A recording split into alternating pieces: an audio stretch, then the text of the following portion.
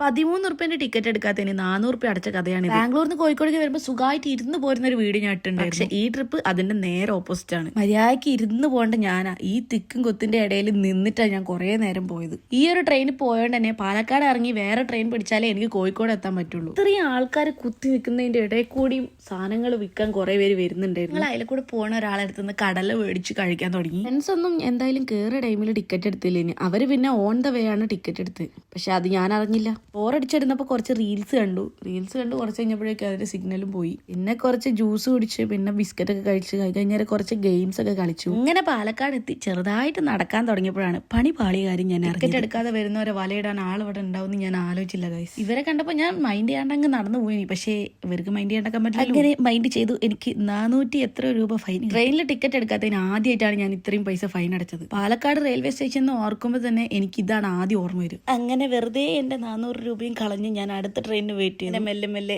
നമ്മളുടെ കോഴിക്കോടേക്കുള്ള അടുത്ത ട്രെയിൻ എത്തി. ട്രെയിനിന്റെ ഏറ്റവും മുന്നിലുള്ള ലേഡീസ് കമ്പാർട്ട്മെന്റിൽ ഞാൻ കയറിയോണ്ട് തന്നെ സീറ്റ് മൊത്തം കാലിയായിരുന്നു. അങ്ങനെ അവസാനം കോഴിക്കോട് എത്തി. അപ്പൊ എനിക്ക് ഫൈൻ കിട്ടിയ കഥ ഇവിടെ അവസാനിക്കുന്നു. Okay bye.